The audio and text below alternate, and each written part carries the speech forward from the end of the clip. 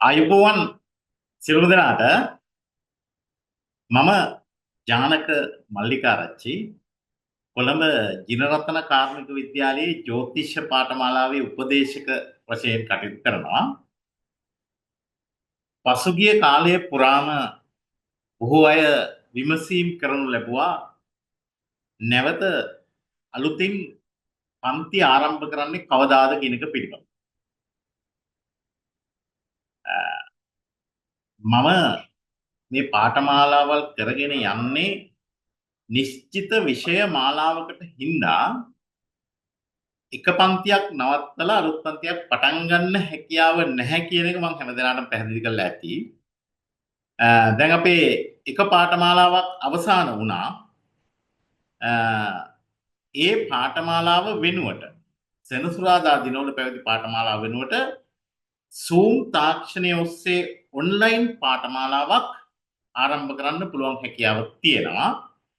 ඒ පාඨමාලාව පටන් ගන්නවා අපි 2025 වර්ෂයේ මැයි මාසයේ 24 වන සෙනසුරාදා. මේ වසරේ මැයි මාසයේ 24 වන සෙනසුරාදා රාත්‍රී 8ට Zoom තාක්ෂණය ඔස්සේ දෙස් විදෙස් කොහේ විසිරී සිටියත් ඔබට මේ පන්තියත් එක්ක සම්බන්ධ වෙන්න පුළුවන්. ඒ වගේම පන්ති කාමරයට ඇවිල්ලා ඔන්ලයින් පන්තියේ නැතිව පන්ති කාමරයට ඇවිල්ලා පාඨමාලාව හදාරන්න කැමති කට්ටියට ලංකාව පුරාම මේවර පටන් ගන්න නෑ. මම ඒක තව ඉදිරියේදී පටන් ගන්නෙන්නේ. මොකද ලංකාව පුරාම පටන් ගත්ත පාඨමාලාව තාම අවසන් නැහැ. නමුත් පානදුර අවට පන්තියකට ඇවිල්ලා ජ්‍යොතිෂය ඉගෙන ගන්න කැමති අයට පානදුරය, කළුතර, කොළඹ ඒ වගේ එන්න පුළුවන් ප්‍රමාණයේ දුර අයට මම පන්තියක් ආරම්භ කරනවා මුල ඉඳන්ම සම්බන්ධ වෙන්න පුළුවන් පාඨමාලාවක්. මේ මැයි මාසයේ 22 වෙනි බ්‍රහස්පතින්දා මැයි මාසයේ 20 වෙනි බ්‍රහස්පතින්දා හවස 2:30ට පානදුර නල්ලුරුව කීල්ස් ආයතනය ආසන්නයේ තියෙන මගේ පෞද්ගලික නිවසේදී පන්තියක් ආරම්භ කරනවා. එතකොට ඒකට ෆිසිකල් පන්තියකට, ඒ කියන්නේ ඇවිල්ලාම ඉගෙන ගන්න කැමති කට්ටියද ඒකට සම්බන්ධ වෙන්න පුළුවන්. ඔන්ලයින් පාඨමාලාවත් ෆිසිකල් පාඨමාලාවත් නැත්නම් පන්ති කාමරය තුල කරන පාඨමාලාවත් දෙකම එකම විෂය මාලාවක් යටතේ එකම කාලයක අවසන් වෙන විදිහ තමයි සැලසුම් කරලා තියෙන්නේ. පාඨමාලාව සම්පූර්ණ මෙහෙවීම කරන්නේ සමුදය ජ්‍යොතිෂ අධ්‍යාපන ආයතනය, රජයේ ලියාපදිංචි ආයතනයක්. ඒ වගේම මෙහෙවීම සම්පූර්ණයෙන් කරන්නේ මම. මේ පාඨමාලාවේ මෙහෙවීම සම්පූර්ණයෙන් කරන්නේ මම. මට ජ්‍යොතිෂය උගන්වන්න පදනමක් තියනවාද කියලා දැනගන්නත් ඕනේ නේද? ඔයගොල්ලෝ පන්තියට සම්බන්ධ වෙන කලින්. මොකද ඒක පන්තියකට සම්බන්ධ වෙන අයගේ පැහැදිලි සුද්ධ අයිතිය. මොකද අද ක්ෂේත්‍රය තුල බොහෝ දෙනා નિયમિત සුදුසුකම් වලින් තොරව කාගේ හරි පන්තියකට ගිහිල්ලා ටියුට් ටික මුල් ටික අරගෙන ඉවරලා එහෙම පාඨමාලාව කරන ඉන්න නිසා ඔබ ඊටමත් පරිස්සම් විය යුතුයි. ඊටමත් ප්‍රවේශම් විය යුතුයි. නිවැරදි ගුරුවරයෙක් තෝරගෙන පාඨමාලාවකට සම්බන්ධ වෙන්න. මොකද බොහෝ අයට තමන්ගේ ගුරුවරයා කවුද කියලා ඇහුවත් කියන්න බෑ. ඔයාලට තමන්ගේ ගුරුවරයා කවුද කියලා ඇහුවත් කියන්න බෑ. හරිද? මගේ ආදරණීය ගුරුතුමා ටී.එස්. කෙට්ලවල මහත්මයා, එතුමාගෙන් මම ජ්‍යොතිෂය හදාරන්නේ කොළඹ ජිනරත්න කාර්මික විද්‍යාලයෙන්මයි. කියන්නේ මම අද එතන ඒ පාඨමාලාව බාරව කටයුතු කරනවා. ඒ පාඨමාලාව බාරව කටයුතු කරනවා මූලික පාඨමාලාව සහ උසස් පාඨමාලාව. මම එතනින් ජ්‍යොතිෂය ආරම්භ කරලා අධ්‍යයනය ආරම්භ කරලා එතනින් පස්සේ කැලණිය විශ්වවිද්‍යාලයට සම්බන්ධ වෙනවා. කැලණිය විශ්වවිද්‍යාලයේ පාඨමාලාව සම්පූර්ණ කරලා තමයි මම මේ පිළිබඳව ඉගැන්වීමේ කාර්යයේ නිරත වෙන්නේ. 2016 වර්ෂයේ ඉඳලා මම ජිනරතන කාර්මික විද්‍යාලයේ සහ ලංකාවේ බස්නාහිර සහ දකුණු පළාතේ ප්‍රධාන නගරවල ජ්‍යොතිෂ පන්ති පවත්වනවා. ඒ වගේම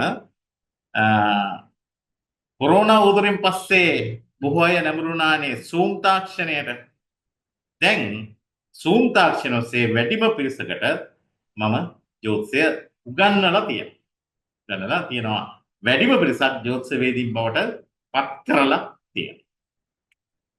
මම එහෙම මතක් කරේ මොකද මේ විෂය උගන්වන්න කළමනාකරණය පිළිබඳ උපාධියක් තිබුණාට සමාජ විද්‍යාව පිළිබඳ උපාධියක් තිබුණාට ඒක සුදුසුකමක් වෙන්නේ නැහැ. ලංකාවේ පිළිගත් විශ්වවිද්‍යාලයක ඒ පදනම මට තියෙනවා.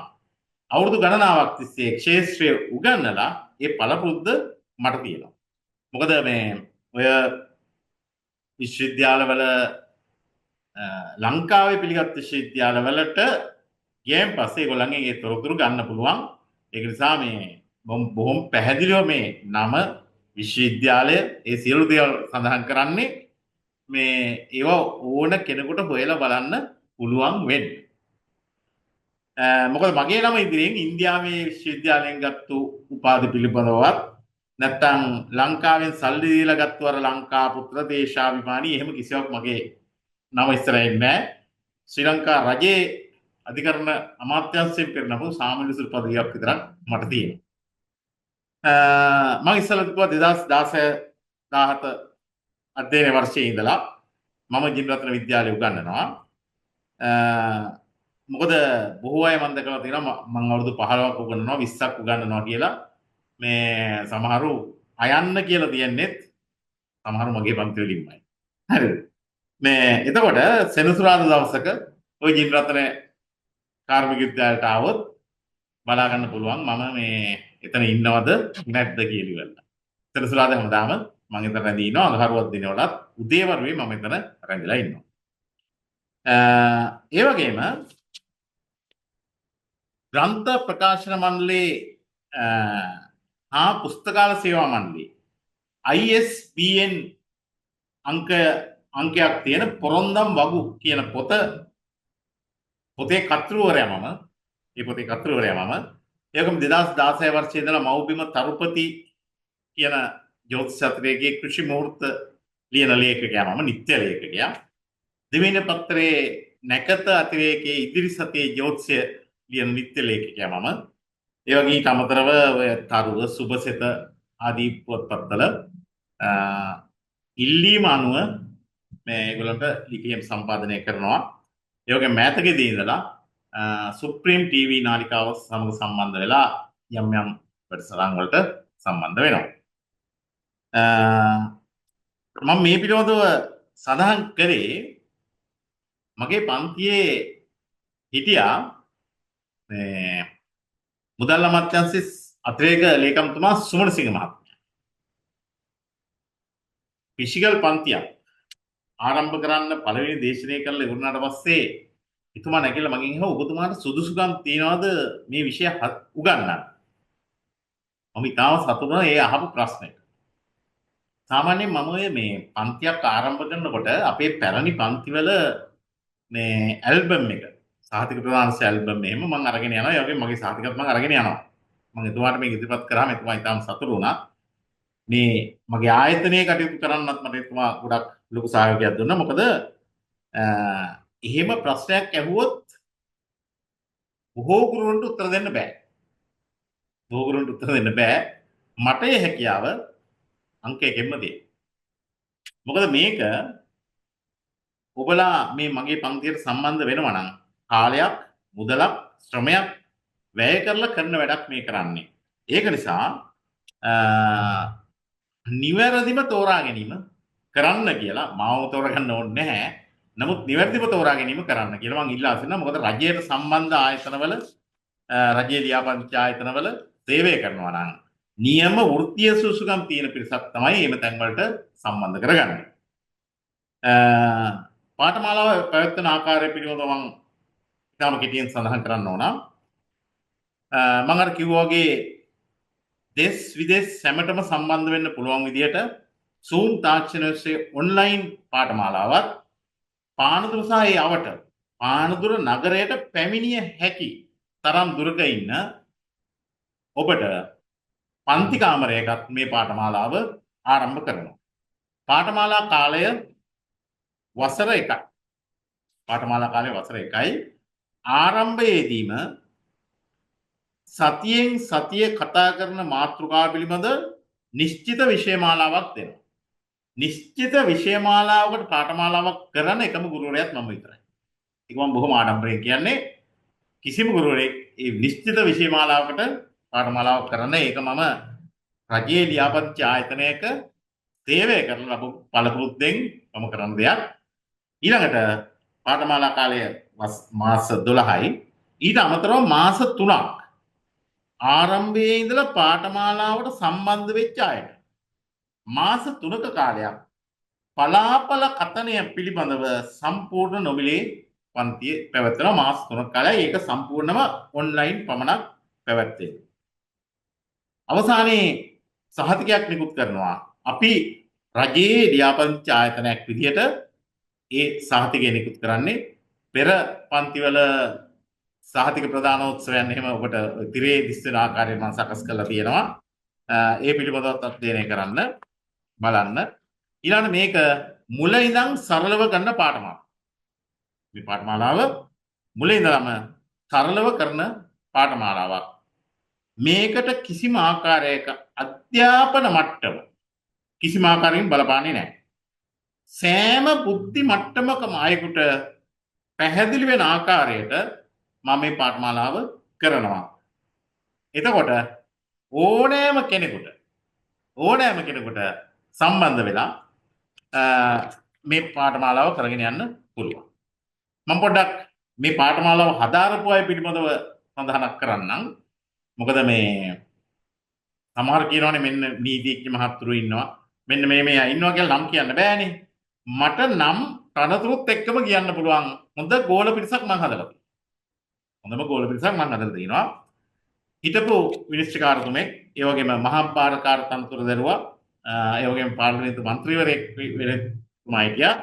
අවසානයේ මියන්මාරේ තානාපතිවරයා වෙලා මේ මෑතකදී ලංකාවට ආවේ මේ තුමා.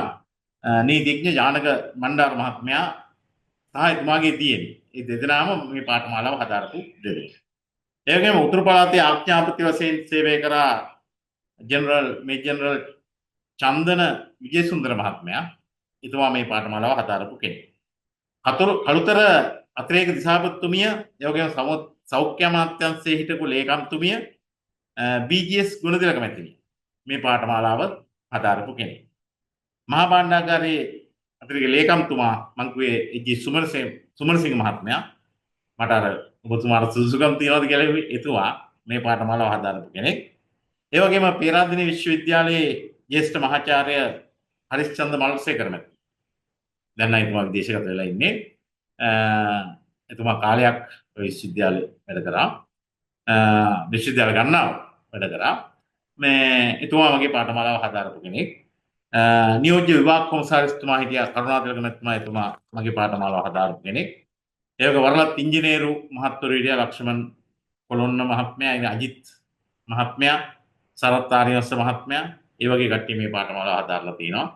ඒ වගේම අධ්‍යාපන අධ්‍යක්ෂක තුමියක් හිටියා අමරානන්දනී මහත්මිය. ඒ වගේම ආචාර්ය රංජිත් රණෝක මහත්මයා. ওই වගේ ඊටාම ඉහළ තලයේ රැකියාවල් කරන අයගේ ඉඳලා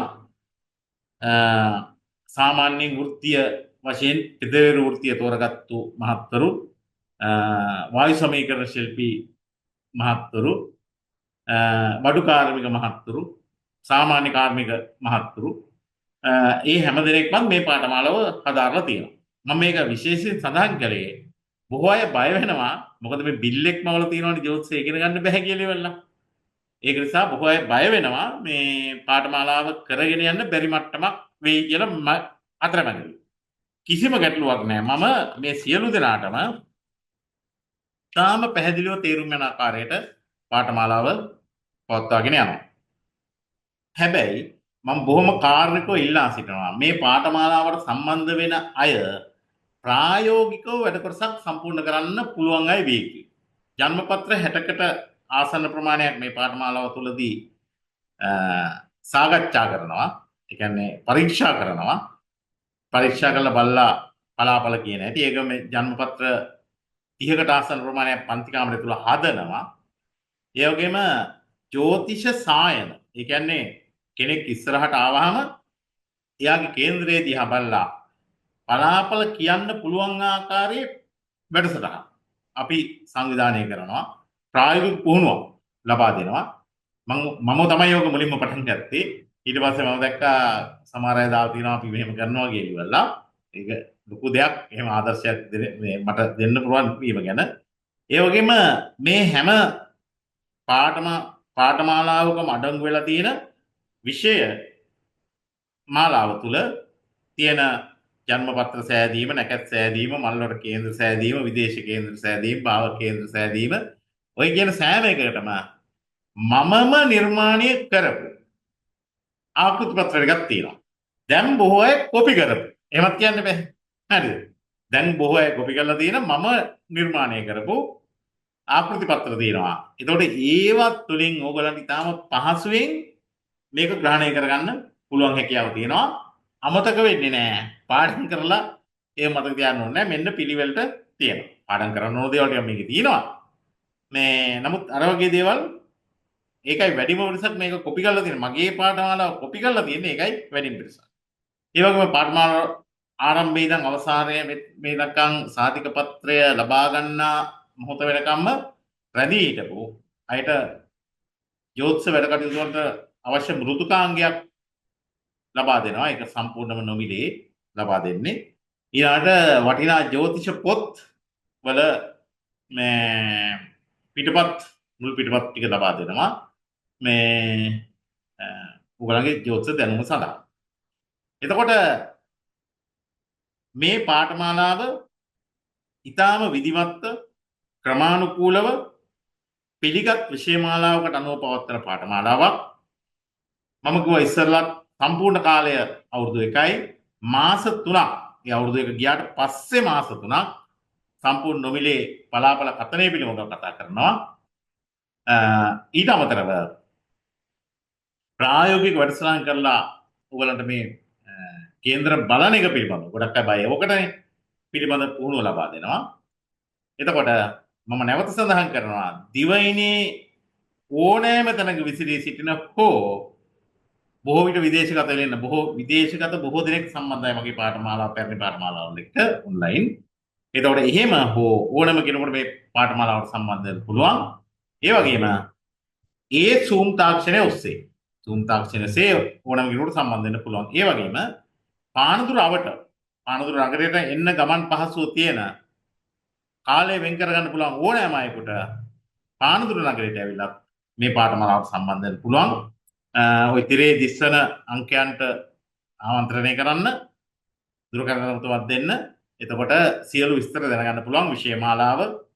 අපි ඔයාලට එවන විෂය මාලාව පන්තියට සම්බන්ධ වෙන කලින්ම ඒ වගේම පැරණි අපේ වැඩසටහන් වල දීච්ච වීඩියෝ අර මේ බලා ගන්න. ආයතන ගැන අදහසක් ලබා ගන්න. ඒ සියලු දේවල් ඔබට එවන්නම්.